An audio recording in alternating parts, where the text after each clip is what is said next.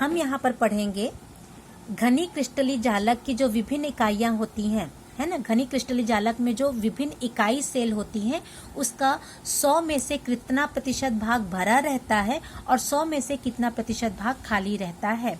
Packing कितना भाग अवयवी कणों से घिरा रहता है और कितना भाग खाली रहता है। तो सिंपल क्यूबिक सेल में 52.4% भाग अवयवी कणों से घिरा रहता है। 100 का प्रतिशत में निकाल रहे हैं, मतलब 100 का। तो सिंपल क्यूबिक सेल में 100 का 52.4% भाग अवयवी कणों के द्वारा घेर लिया जाता है, जबकि 47.6% भाग खाली रहता है। इसे कहते हैं वॉइड, यह रिक्तिका। उसी प्रकार बॉडी सेंट्रेड क्यूबिक सेल में 100 का 68% भाग अवयवी कणों के द्वारा घेर लिया गया है, जबकि 32% भाग क्या है आपका अभी भी खाली है। ठीक उसी प्रकार फेस सेंट्रेड क्यूबिक सेल में 100 का 74% भाग अवयवी कणों के द्वारा घेरा गया है और 26% बचा हुआ 26% अभी भी खाली है, जिसे हम लोग व्हाइट या रिक्तिका कहते हैं। अब हम पढ़ेंगे, यहाँ पर आपको बहुत सारे आयन्स है, ये दिखाई दे रहे हैं आपको। बहुत सारे आयन्स के मैंने यहाँ पर धन आयन और ऋण आयन की आयनिक त्रिज्या निकाली गई है। और आयनिक त्रिज्या कैसे निकालते हैं आपको 11वीं में बताया गया है कि जब कोई परमाणु इलेक्ट्रॉन दान करके धन आवेश बनाता है या आयन अवस्था में आता है, या कोई तत्व इलेक्ट्रॉन को ग्रहण करके ऋण आवेश बनाता है, तो उस समय उसके नाभिक से लेकर बाह्यतम कोश के बीच की दूरी को क्या कहते हैं हम लोग, आयनिक त्रिज्या कहते हैं। और इसी आयनिक त्रिज्या की मदद से आपको त्रिज्या अनुपात निकालना है। ठीक, त्रिज्या अनुपात मतलब रेडियस रेशियो। ठीक है, कोई भी क्रिस्टल होता है, अगर क्रिस्टल आयनिक क्रिस्टल है तो हमको पता है कि आयनिक क्रिस्टल धन और ऋण आयन से बना होता है। तो आयनिक क्रिस्टल में उपस्थित धन आयन की त्रिज्या, ये रहा आपकी धन आयन की त्रिज्या, और आयनिक क्रिस्टल में जो ऋण आयन की त्रिज्या होती है, उन दोनों का जो अनुपात कहलाता है वही कहलाता है आपका त्रिज्या अनुपात। एक बात याद रखिएगा, आयनिक क्रिस्टल हमेशा धन और ऋण आयन से बना होता है। तो आयनिक क्रिस्टल में जो धन आयन होता है उसकी आयन की त्रिज्या, और जो ऋण आयन होता है उस आयन की त्रिज्या को अगर अनुपात में रख दोगे, भाग दे दोगे, तो आपको आयनिक त्रिज्या निकल जाएगी। तो ये हो गया आयनिक धन आयन की आयनिक त्रिज्या बटा ऋण आयन की आयनिक त्रिज्या। आप किसी का भी निकाल सकते हो, लेकिन इसके लिए आपको ये सम्मान याद होने चाहिए, है ना, तब निकाल सकते हैं।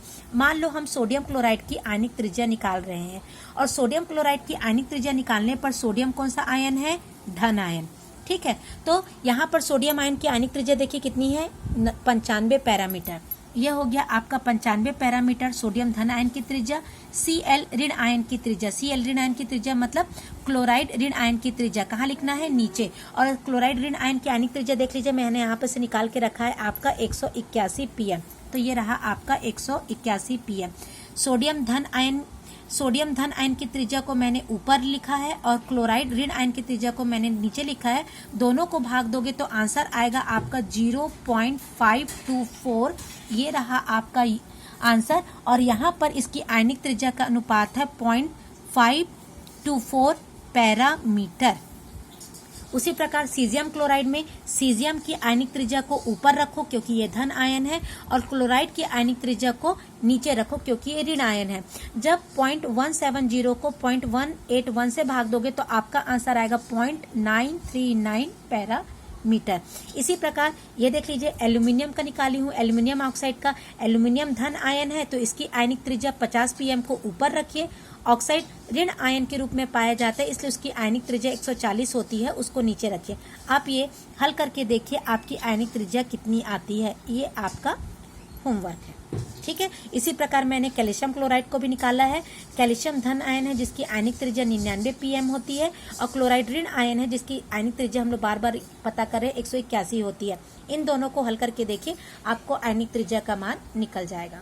ठीक है, चलिए अब यहाँ पर एक और पॉइंट पढ़ेंगे हम, समन्वय संख्या। ठीक है, ये देखो, ये सेंट्रल एटम है। ये सेंट्रल एटम कितने कणों से घिरा है, 1 2 3 4 5 6।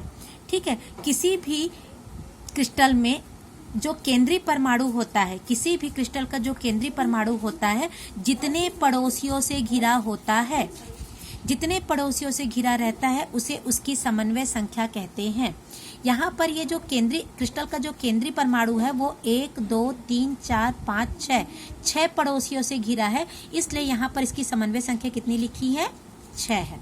दूसरे वाले को देखिए, ये इसकी व्यवस्था ऐसे की हूँ, ये सेंट्रल केंद्रीय परमाणु है। अब इसको कितने लोग घेर कर रखें? 1 2 3 4 5 और 6। यहाँ पर भी हम देख रहे हैं कि केंद्रीय परमाणु 6 पड़ोसियों से घिर कर रखा है, इसलिए यहाँ पर इसकी समन्वय संख्या कितनी है? 6 है। यहाँ पर देखिए, ये केंद्रीय परमाणु है, ये आपका ये इसको घेरा है, ये घेरा है, ये घेरा है और ये घेरा है। बाकी आपकी यही 4 जो है उसको घेर कर रखे, बाकी ये इसके संपर्क में नहीं है। तो यहाँ पर केंद्रीय परमाणु चूंकि 4 पड़ोसियों से घिरा है, इसलिए इसकी समन्वय संख्या कितनी है? 4 है। ठीक है, तो समन्वय संख्या की परिभाषा क्या होती है? किसी भी यौगिक में उपस्थित केंद्रीय परमाणु जितने अवयवी कणों से घिरा रहता है वो उसकी क्या कहलाती है? समन्वय संख्या कहलाती है। आपको मैंने यहाँ पर त्रिज्या अनुपात निकालना दिखाया है, ठीक। उसके बाद मैंने आपको समन्वय संख्या दिखाया है, और इसी त्रिज्या अनुपात और समन्वय संख्या के आधार पर आप किसी भी यौगिक की संरचना को ज्ञात कर सकते हो। किसी भी यौगिक की संरचना आपको पता चल जाएगी। कैसे? अगर त्रिज्या अनुपात का मान, यहाँ पर जैसे मैंने त्रिज्या अनुपात निकाला, त्रिज्या अनुपात का मान कितना है? ये त्रिज्या अनुपात का मान निकलता है, ये त्रिज्या अनुपात का मान निकलता है। ये त्रिज्या अनुपात के मान के अगर आपको पता है तो आप समन्वय संख्या ज्ञात कर सकते हैं। त्रिज्या अनुपात की मदद से समन्वय संख्या ज्ञात हो जाती है, और समन्वय संख्या और त्रिज्या अनुपात की सहायता से हम किसी भी परमाणु की संरचना को आसानी से ज्ञात कर सकते हैं। ठीक है, ये त्रिज्या अनुपात है। ये क्या है? आपकी त्रिज्या अनुपात है। ये निकला है, ये निकला है। ये सीजियम क्लोराइड का त्रिज्या अनुपात है, ये सोडियम क्लोराइड का त्रिज्या अनुपात है। चलिए, ये रेंज है आपका 0.155 से लेकर अगर 0.225 के बीच में है तो वहां पर फिक्स है, समन्वय संख्या 3 होगी, मतलब केंद्रीय परमाणु 3 पड़ोसियों से घिरा होगा। आकृति कैसी होगी? त्रिकोणी होगी, और इस प्रकार का एग्जाम्पल है बोरॉन ऑक्साइड। ठीक है, अगर आपकी त्रिज्या अनुपात का मान 0.225 से लेकर 0.414 के बीच में है, इसके बीच में है, तो आपकी समन्वय संख्या 4 होगी, मतलब केंद्रीय परमाणु 4 पड़ोसियों से घिरा होगा। आकृति कैसी होगी? चतुष्फलकी होगी, और ये आकृति इस प्रकार का जो उदाहरण है वो आपका जिंक सल्फाइड प्रदर्शित करता है। इसी प्रकार देखिए, अगर आपकी त्रिज्या अनुपात का मान 0.414 से लेकर 0.732 के बीच में है, और ठीक है, और ये मान देखिए 0.414 से लेकर 0.732 का, ये देखिए ये मान इसके बीच में है कि नहीं है? ठीक है, तो अगर आपकी त्रिज्या अनुपात का मान इसके बीच में है तो केंद्रीय परमाणु 6 पड़ोसियों से घिरा होता है, मतलब समन्वय संख्या कितनी होती है? 6 होती है। और आपने अभी देखा है कि ये एग्जाम्पल किसका है? सोडियम क्लोराइड का ही मान आया था ना। तो और इसकी आकृति कैसी होगी? अगर हम सोडियम क्लोराइड का क्रिस्टलीय संरचना बनाएंगे तो आकृति कैसी होगी? अष्टफलकी होगी। ठीक है, अगर आपकी समन्वय संख्या का मान 0.732 से लेकर 1 के बीच में आता है, और ये मान आपको मिला है सीजियम क्लोराइड से, देख लीजिए सीजियम क्लोराइड से मिला है। ठीक है, अगर ये मान आपका त्रिज्या अनुपात का मान 0.732 से लेकर 1.00 जी के बीच में आता है, तो ये समन्वय संख्या 8 रहेगी, मतलब केंद्रीय परमाणु 8 पड़ोसियों से घिरा होगा। आकृति कैसी होगी? घनी होगी, और एग्जाम्पल सीजियम क्लोराइड मैंने आपको अभी दिखाया है।